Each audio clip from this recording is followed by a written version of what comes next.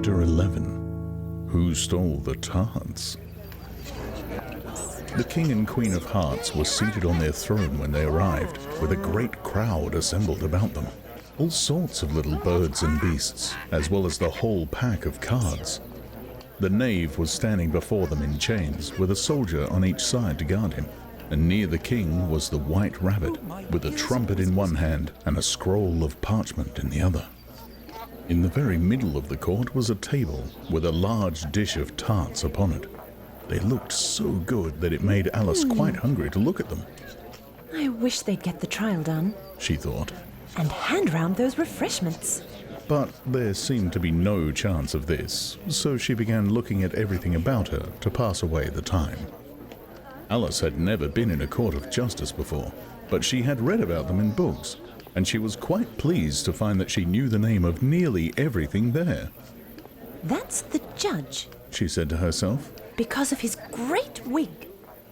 The judge, by the way, was the king, and as he wore his crown over the wig, look at the frontispiece if you want to see how he did it, he did not look at all comfortable, and it was certainly not becoming. And that's the jury box, thought Alice. And those 12 creatures? She was obliged to say creatures, you see, because some of them were animals and some of them were birds. I suppose they're the jurors. She said this last word 2 or 3 times over to herself, being rather proud of it, for she thought, and quite rightly too, that very few little girls of her age knew the meaning of it at all. However, jurymen would have done just as well. The 12 jurors were all writing very busily on slates. What are they doing? Alice whispered to the Griffin. They can't have anything to put down yet, before the trial's begun. They're putting down their names, the Griffin whispered in reply. For fear they should forget them before the end of the trial. Stupid things! Alice began in a loud, indignant voice, but she stopped herself hastily, for the White Rabbit cried out, "Silence in the court!" And the king put on his spectacles and looked anxiously round to make out who was talking. Alice could see, as well as if she were looking over their shoulders, that all the jurors were writing down stupid things on their slates, and she could even make out that one of them didn't know how to spell stupid, and that he had to ask his neighbour to tell him. A nice muddle their slates will be in before the trial's over, thought Alice. One of the jurors had a pencil that squeaked.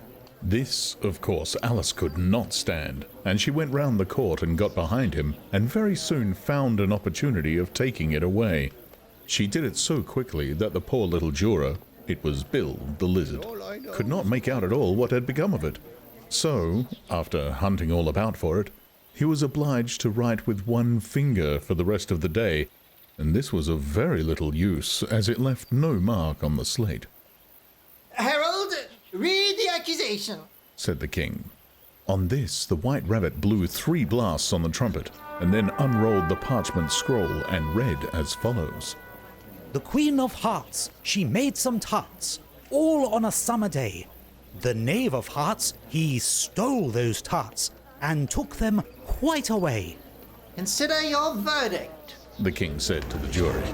Not yet, not yet," the rabbit hastily interrupted. "There's a great deal to come before that." "Call the first witness," said the king, and the White Rabbit blew 3 blasts on the trumpet and called out, "First witness." The first witness was the Hatter. He came in with a teacup in one hand and a piece of bread and butter in the other. "I beg pardon, Your Majesty," he began, "for bringing these in, but I hadn't quite finished my tea when I was sent for." "You ought to have finished," said the king. "When did you begin?" The Hatter looked at the March Hare, who had followed him into the court, arm in arm with the Dormouse. 14th of March, I think it was, he said. 15th, said the March Hare. 16th, added the Dormouse. Write that down, the king said to the jury, and the jury eagerly wrote down all 3 dates on their slates, and then added them up, and reduced the answer to shillings and pence. "Take off your hat," the king said to the Hatter. "It isn't mine," said the Hatter.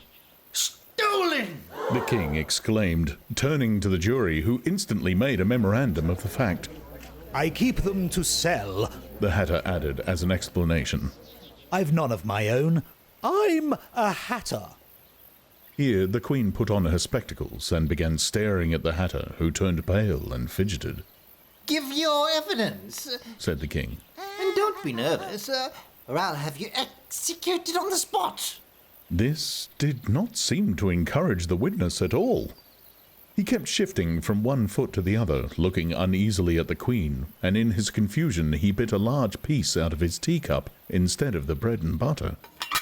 Just at this moment, Alice felt a very curious sensation, which puzzled her a good deal, until she made out what it was. She was beginning to grow larger again, and she thought at first she would get up and leave the court. But on second thoughts, she decided to remain where she was as long as there was room for her.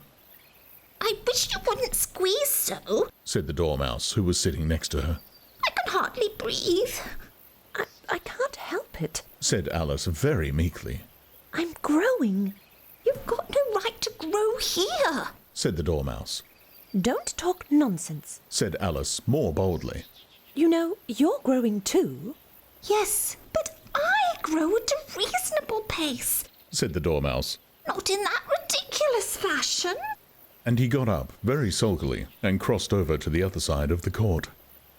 All this time, the queen had never left off staring at the Hatter, and just as the Dormouse crossed the court, she said to one of the officers of the court, Bring me the list of the singers in the last concert.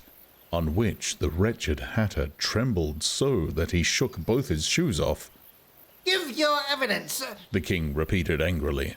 or I'll have you executed whether you're nervous or not. I'm a poor man, your majesty. The Hatter began in a trembling voice. And I hadn't but just begun my tea, not above a week or so, and what with the bread and butter getting so thin, and the twinkling of the tea, The twinkling of the what? Said the king. it began with the tea. The Hatter replied. Oh, of course twinkling begins with a T. Said the king sharply. You take me for a dunce. Go on. I'm a poor man, The Hatter went on. and most things twinkled after that, only the March Hare said, I didn't. The March Hare interrupted in a great hurry. You did. Said the Hatter. I deny it. Said the March Hare. He denies it. Said the king. Leave out that part. Well, at any rate, the Dormouse said, The Hatter went on, looking anxiously round to see if he would deny it too, but the Dormouse denied nothing, being fast asleep. after that, Continued the Hatter. I cut some more bread and butter. But what did the Dormouse say? One of the jury asked. That I can't remember. Said the Hatter. You must remember, Remarked the king. or I'll have you executed. The miserable Hatter dropped his teacup and bread and butter and went down on one knee. I'm a poor man, your majesty. He began. You're a very poor speaker. Said the king. Here, one of the guinea pigs cheered and was immediately suppressed by the officers of the court. As that is rather a hard word, I will just explain to you how it was done. They had a large canvas bag which tied up at the mouth with strings. Into this they slipped the guinea pig head first and then sat upon it, I'm glad I've seen that done. thought Alice. I've so often read in the newspapers at the end of trials there was some attempt at applause, which was immediately suppressed by the officers of the court.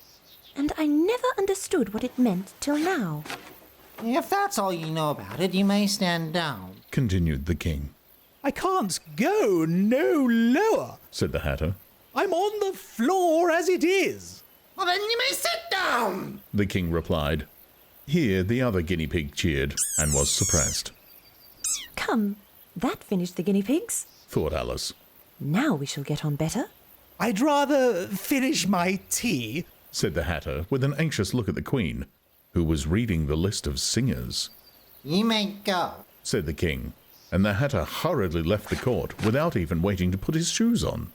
Just take his head off outside. The queen added to one of the officers, but the Hatter was out of sight before the officer could get to the door. Call the next witness. said the king. The next witness was the Duchess's cook. She carried the pepper box in her hand, and Alice guessed who it was even before she got into the court, by the way the people near the door began sneezing all at once. Give your evidence, said the king. Shan't, said the cook. The king looked anxiously at the White Rabbit, who said in a low voice, Your Majesty must cross-examine the witness. Well, if I must, I must, the king said with a melancholy air. And, after folding his arms and frowning at the cook till his eyes were nearly out of sight, he said in a deep voice, What are tarts made of? pepper mostly. said the cook. Treacle. Said a sleepy voice behind her. Collar that dormouse! The queen shrieked out. Behind the dormouse! Turn that dormouse out of the court! Suppress him, Pigeon! Off with his whiskers!